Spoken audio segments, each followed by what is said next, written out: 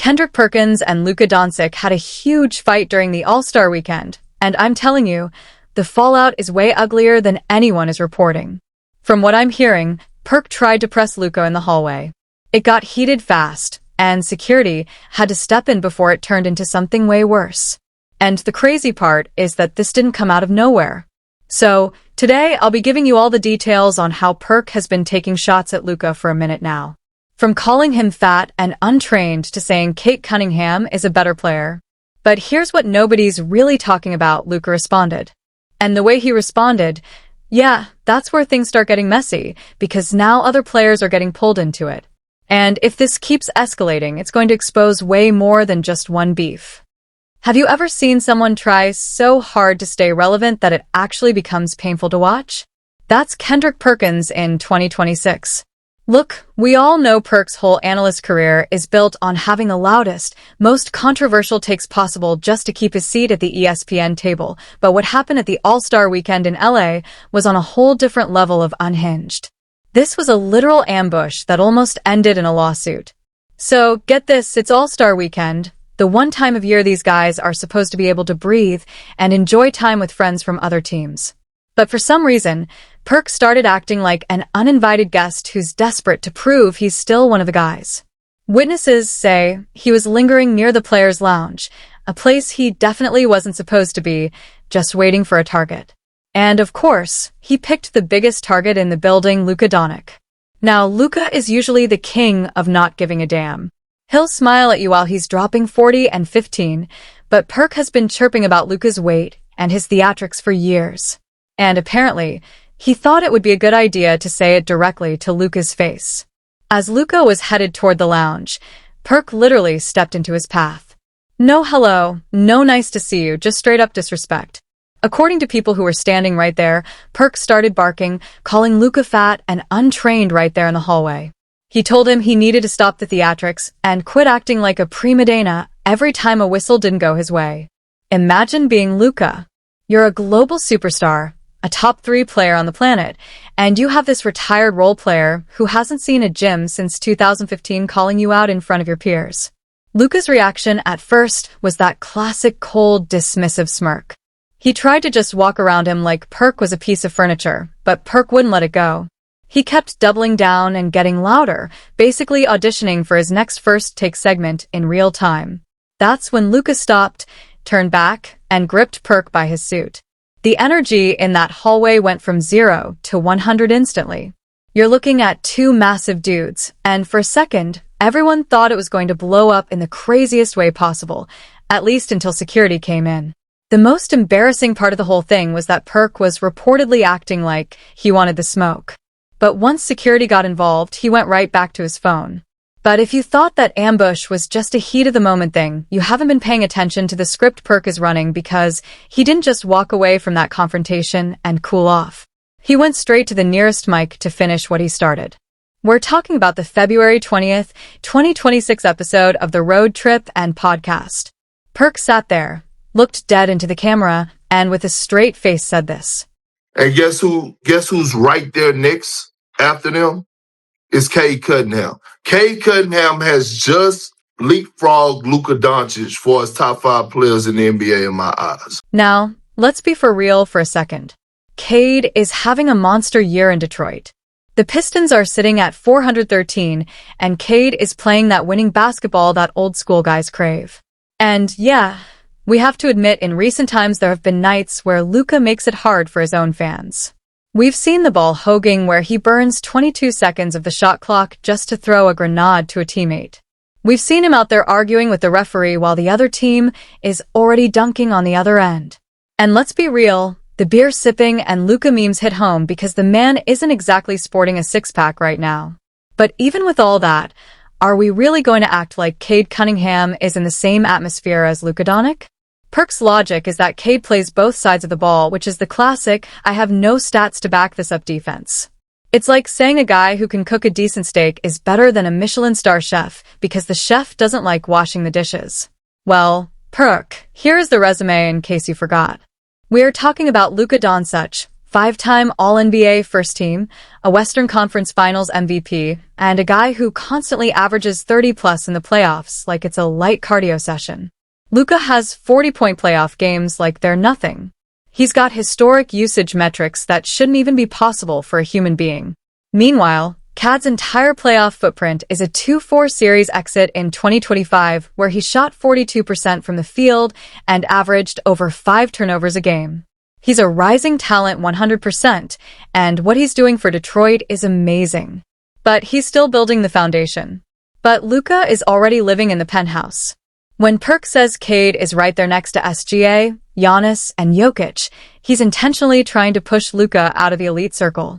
He's using Cade's team success, which, let's be real, owes a lot to Detroit's depth and Bickerstaff's coaching to try to prove that Luka's individual brilliance is somehow a negative. And here's the not-so-shocking part. Perk knew exactly what he was doing by dropping this on February 20th. He waited until Luka's first game after the injury to launch this, knowing it would overshadow everything else. He didn't just compare their stats. He tried to compare their spirit, saying Cade has the Kobe Bryant hard hat mentality while implying Luka is just a showman. Even a toddler can see it's a calculated hit job. But you have to ask yourself, why now? Why is Perk so desperate to bury Luka now? Well, that was the biggest mistake he could have made. Because if Perk thought he could just go on a podcast and delete Luka's legacy without a response, he clearly forgot who he was dealing with. Imagine getting cornered in a hallway by a dude who hasn't seen the inside of a gym since the Obama administration just for him to tell you that you're untrained. That's the level of pure comedy we're dealing with in the NBA. And I won't lie, I expected Luka to just brush it off because he usually plays the happy-go-lucky Euro kid. But the 2026 version of Luka is different. He's done being the nice guy. News just got leaked from the inner circle of the Lakers camp, and the sources said Luka's literal response to Perk's comments was, and these were his exact words, "Who is this meat writer trying to come at me? He had a mediocre career and should not criticize me." Ouch. But honestly, he wasn't wrong. Calling Perk a meat writer is the most accurate thing I've heard all year. It's officially the term of the summer because it perfectly describes what's wrong with NBA media right now. We aren't watching actual analysis anymore. We're watching a desperate content strategy. The whole ecosystem is cooked, and there is this new pattern of analysts and reporters just saying anything to rile the audience up and increase their engagement. These days, if you aren't saying something absolutely unhinged, you aren't getting clicks. So, Perk knows exactly what he's doing. He realized a long time ago that being the Luka hater is his only way to stay relevant. Every time he goes on TV and calls out the man leading the league in scoring, his Twitter goes crazy. The clips get millions of views on TikTok, and he keeps his paycheck. He's not a basketball legend. He's a con man who has traded his soul for engagement. But that's not even the part that gets to me the most. See, when you actually pull up the receipts and look at the numbers, Luka calling him mediocre is honestly being too nice. It's insane that we even have to compare these two. Luka Doncic was the EuroLeague MVP at 18. Most of us were still trying to figure out how to pass freshman comp. And he was already the best player in the second best league on earth. He was Rookie of the Year. He's an offensive engine that doesn't stop. And right now, he's leading the league in scoring at over 30 points per game. We're talking about career averages of nearly 29 points, 9 boards, and 8 assists. He's got 60-point triple-doubles on his resume and more 40-point playoff games than most Hall of Famers. Let's not forget he's a first-team All-NBA lock every single year. Perk was never the guy. He was never even the third guy. He never made an All-Star team, never got an MVP vote. And for a guy who calls himself an enforcer, he never even sniffed an all-defensive team. He was a role player who spent more time hacking people than actually playing defense. He was never the focal point of anything. Yet, he's got the nerve to sit in an expensive suit every day lecturing a guy who's currently breaking the sport of basketball. The funniest part is Perk tells Luka to stop the theatrics while his entire post-play career is just one long, loud, annoying theatrical performance for the cameras. This guy is the only guy in league history whose most famous highlight is him tripping over his own feet and airballing a layup. I mean, check this out. Don't do it like that, Perk. Yeah. Throw it at the rim. Take a look at the fine pass. Well, This is a reminder that while Perk is out here chasing viral clips, Luka is out here chasing MJ and Kobe. It's impossible to take advice on winning from a guy who is the weak link on every good team he played for. In OKC, the team was literally better the second he sat on the bench. In the 2012 finals, the Heat treated him like a traffic cone. By the time he got to Cleveland in 2015, he was basically a mascot who got a free front row seat to watch LeBron work. Word on the street is that the National Basketball Players Association is actually looking into his credentials now because his analysis has turned into straight-up personal harassment. There's a line between saying someone had a bad game and cornering them in a hallway to call them fat. Perk is realizing that in 2026, the players aren't scared of the media anymore. They have the power, and they aren't going to let a mediocre former role player tell them who they are. But this isn't just one bad take or a single podcast clip. Kendrick Perkins hasn't just been criticizing Luka. He's been running a targeted multi-year campaign to see how much dirt he can throw on a generational superstar's name before it sticks. This is a pattern of behavior that goes way back. And when you look at the timeline, it's clear Perk isn't interested in the game. He just wants to bring Luka down by all means. Let's go back to May last year when the Lakers had just been bounced, and instead of talking about the trash roster or the coaching, Perk hops on a podcast with his serious analyst face and drops the most delusional take of the decade. Luka Doncic is the worst defensive star that we've seen in the modern era of basketball. Like, are we for real right now? So Luka is worse than 2015 James Harden, worse than Trae Young or Jordan Poole. That take was so detached from reality that even his co-hosts looked physically uncomfortable. Perk didn't care about the back injury Luka was dragging through that series, or the fact that he was literally carrying the highest usage rate in the league. Dude just wanted the headline. Then it gets personal, and that's where it gets weird. Before Luka's 2025 transformation, when he showed up to camp looking all fit and lean, Perk was basically the president of the beer-sipping Luka fan club. He spent 2 whole years calling the man chubby, out of shape, and unserious. And Luka Doncic is out of shape, right? And here's the thing. We can fix our face, you can moan, we can groan, but I'm going to give you the real. The real is this. Luka Doncic is so horrible defensively. Since he's debuted with the Los Angeles Lakers, he is number 1 in the league in blow-bys. Which is ironic because, Kendrick, we all watched your games and you weren't exactly a track star. You were a 6'10" in stature who looked winded just walking from the bench to the scorer's table. Perk's favorite move, though, is the body language talk. He spent countless segments telling Luka to fix his body language and be a leader like he's some kind of guru himself. It's hilarious hearing leadership advice from a guy whose biggest contribution to a locker room was allegedly being the snitch who leaked internal drama to keep his media contacts fresh. Perk acts like this grizzled tough guy enforcer on TV, but when you look at the actual resume, most of the time, he was just a liability. What's even wilder is how the rest of the media is starting to distance themselves from him. You see it on the sets, the silent eye rolls from the real analysts when Perk starts barking about Luka's spirit.